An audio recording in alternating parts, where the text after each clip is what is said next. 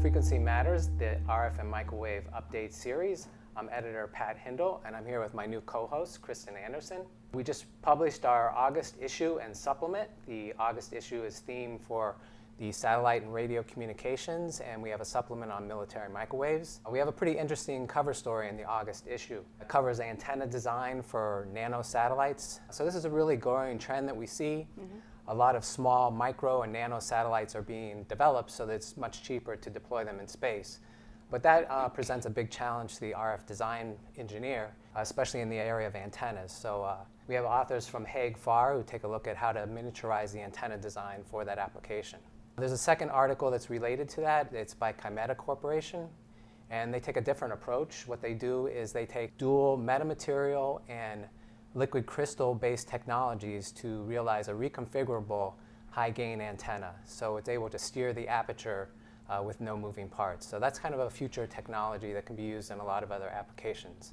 There's a couple of design features in there along with those. And finally, I just wanted to highlight there's an article by the MIPI Alliance, and it covers the RFFE standard. So it's a standard interface for the RF components communicating to the transceiver front end. So it's very important for designers to understand that. So Kristen, what do you think we have on the product side in the issue? The August issue covers 3 products this month. One by TriQuint, which is a high-efficiency amplifier for picocells. The second product features by Scenario Tech on their off-the-shelf switch matrix. And then finally, Anritsu covers their broadband network analysis solutions in a product feature. And we have 2 technical features this month, one by Sumitomo on their C to X-band GaN amplifiers, and also Custom Microwave Components covers their solid-state non-blocking switch matrix with a software interface. So it's a couple of products. Yeah, so a lot of good products going on along with the technical features. Right. Yeah, so turning to the news, I saw an interesting news item from ABI Research. They noted that 60 deployments have been made for LTE Advanced in the first quarter of this year. So there's a wide deployment of 4G LTE, but we're also realizing 4G LTE Advanced deployments. So it's a very interesting sector, very busy. Yeah. Related to that, I saw that Anite also demonstrated 300 megabits per second with a chipset manufacturer using carrier aggregation. So that's the main advantage of LTE Advanced that's being implemented. Is carrier aggregation. It allows better use of the spectrum for higher data rates.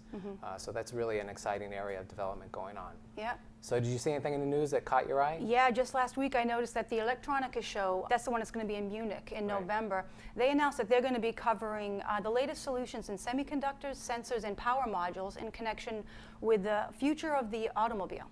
So they'll obviously cover things like vehicle-to-vehicle communication, the value of hardware and software in automobiles, advanced emergency braking systems, and energy efficiency.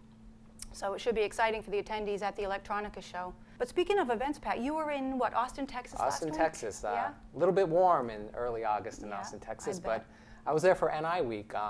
Very impressive event. Yeah. They bring in thousands of scientists and engineers from around the world doing electronic design and development. They announced some big RF products. They released a reconfigurable PXI signal analyzer to 26.5 gigahertz, and it has a whopping 765 megahertz of bandwidth. So that was pretty impressive. They also announced a reconfigurable PXI oscilloscope module. And one of the biggest announcements that came out of that was they're entering the semiconductor test systems business. So they're making entire test systems for both digital and RF applications. Wow. They can do up to 40-port RF measurements in that system. So they bring in leading scientists from around the world, so it's very interesting to listen to their talks. A lot of discussion on Internet of Things and 5G future communication technologies. They gave me great access to interviewing some of the experts, so I did 5 video interviews, and those are posted online along with a full photo gallery and event summary. So yeah, it looked like you were very busy that week. Yeah, it was a busy week. Good for you. So yeah, I wanted to talk a little about how the European Microwave Week organizers have prepared a special Women in Engineering panel session on microwaves in archaeology. So this is all about the use of microwave technologies in preservation and enhancement of our historical sites, archaeological sites. Oh, that's interesting. Yeah. So there's going to be presentations on topics like ground-penetrating radar and structural sensing in archaeology. But what's interesting is that after the panel sessions, buses are going to drive the attendees over to Ostia Antica, the old port of Rome. and they'll be able to explore the various facets of this archaeological site on a map in a competition for a prize. Oh, wow. So it sounds like that'll be a lot of fun. That's the Tuesday of the show. And I just wanted to mention there's more information about that on the web at umweek.com under conferences. Yep. So if Oh, you I'm want sure to you'll check be that out. attending Yeah, that too. I'll be interested in that, So if you yeah. wanna- Okay, how about on the social media front? Anything caught your eye there? Yeah, for sure. A University of Massachusetts Amherst student that I met at the MTTS show in Tampa has become a Facebook friend of mine. So we stayed in touch a little bit.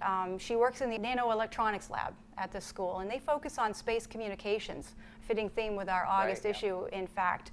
But she mentioned that the point of their studies is to receive very weak signals from a very cold space background and then to amplify it.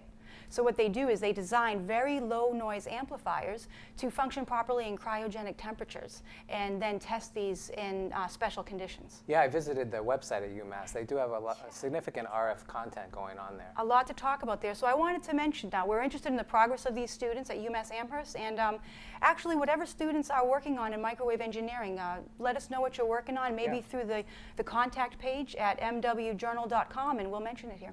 And I also wanted to highlight an interesting new book that was recently published, Envelope Tracking Power Amplifiers for Wireless Communications by Zhangkang Wang, also known as Justin to us. So this is a very good book. It's produced by Our Tech House, and you can get a 20% discount by using the promo code WANG20, that's with no space, WANG20. It covers high efficiency amplifier design, and then goes into the details of designing envelope tracking power amplifiers along with the modulator, and also covers test and measurement considerations. So it's a good thing to check out. So that's at ourtechhouse.com, two Correct. H's in the middle. And Our Tech House. WANG20 for the 20% discount. Very good.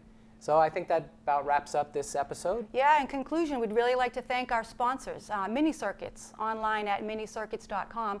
Also, Keysight Technologies, formerly Agilent's Electronic Measurements Group, online at keysight.com. And we'd like to thank you for watching. Hope you'll join us again for the next episode of Frequency Matters.